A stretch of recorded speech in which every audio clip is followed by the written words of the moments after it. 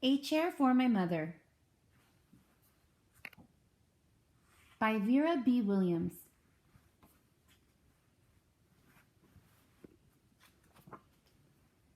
My mother works as a waitress in the Blue Tile Diner. After school sometimes I go meet her there.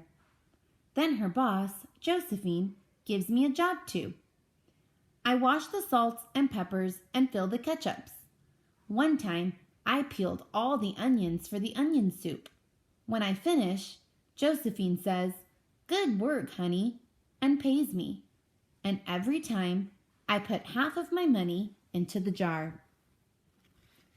It takes a long time to fill a jar this big. Every day, when my mother comes home from work, I take down the jar. My mama empties all her change from tips out of her purse for me to count. Then we push all of the coins into the jar. Sometimes my mama is laughing when she comes home from work. Sometimes she's so tired she falls asleep while I count the money out into piles. Some days she has lots of tips. Some days she has only a little. Then she looks worried, but each evening every single shiny coin goes into the jar. We sit in the kitchen to count the tips. Usually Grandma sits with us too. While we count, she likes to hum. Often she has money in her old leather wallet for us. Whenever she gets a good bargain on tomatoes or bananas or something she buys, she puts by the savings and they go into the jar. When we can't get a single other coin into the jar, we are going to take out all the money and go buy a chair. Yes, a chair. A wonderful, beautiful, fat, soft armchair. We will get one covered in velvet with roses all over it. We are going to get the best chair in the whole world. That is because our old chairs burned up.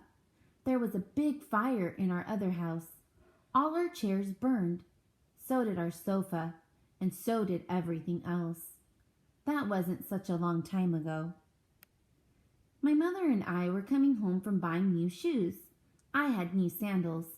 She had new pumps. We were walking to our house from the bus. We were looking at everyone's tulips. She was saying she liked red tulips, and I was saying I liked yellow ones. Then we came to our block. Right outside our house stood two big fire engines. I could see lots of smoke. Tall orange flames came out of the roof. All the neighbors stood in a bunch across the street. Mama grabbed my hand and we ran. My Uncle Sandy saw us and ran to us. Mama yelled, "Where's Mother?" I yelled, "Where's my grandma?" My Aunt Ida waved and shouted, "She's here, she's here. She's okay, don't worry."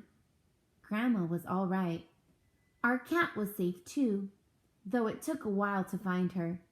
But everything else in our whole house was spoiled.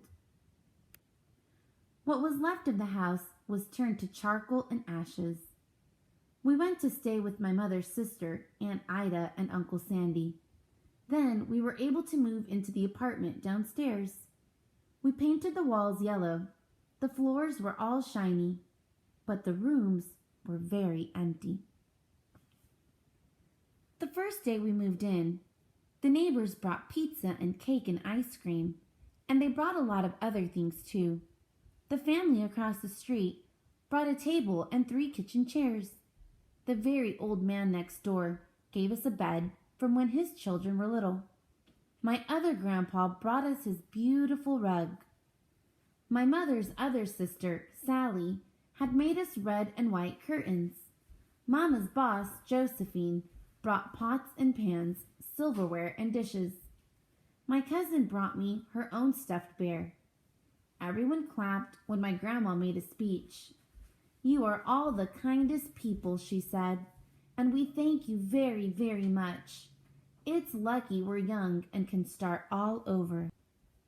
That was last year, but we still have no sofa and no big chairs. When Mama comes home, her feet hurt. "There's no good place for me to take a load off my feet," she says. When Grandma wants to sit back and hum and cut up potatoes, she has to get as comfortable as she can on a hard kitchen chair. So that is how come Mama brought home the biggest jar she could find at the diner, and all the coins started to go into the jar. Now the jar is too heavy for me to lift down. Uncle Sandy gave me a quarter. He had to boost me up so I could put it in. After supper, Mama and Grandma and I stood in front of the jar. Well, I never would have believed it, but I guess it's full, Mama said. My mother brought home little paper wrappers for the nickels, the dimes, and the quarters. I counted them all out and wrapped them all up. On my mother's day off, we took all the coins to the bank. The bank exchanged them for $10 bills. Then we took the bus downtown to shop for our chair. We shopped through 4 furniture stores. We tried out big chairs and smaller ones, high chairs and low chairs, soft chairs and harder ones. Grandma said she felt like Goldilocks in The 3 Bears, trying out all the chairs. Finally, we found the chair we were all dreaming of, and the money in the jar was enough to pay for it. We called Aunt Ida and Uncle Sandy. They came right down in their pickup truck to drive the chair home for us. They knew we couldn't wait for it to be delivered. I tried out our chair in the back of the truck. Mama wouldn't let me sit there while we drove, but they let me sit in it while they carried it up to the door. We set the chair right beside the window with the red and white curtains. Grandma and Mama and I all sat in it while Aunt Ida took our picture. Now Grandma sits in it and talks with people going by in the daytime. Mama sits down and watches the news on TV when she comes home from her job. After supper, I sit with her and she can reach right up and turn out the light if I fall asleep in her lap.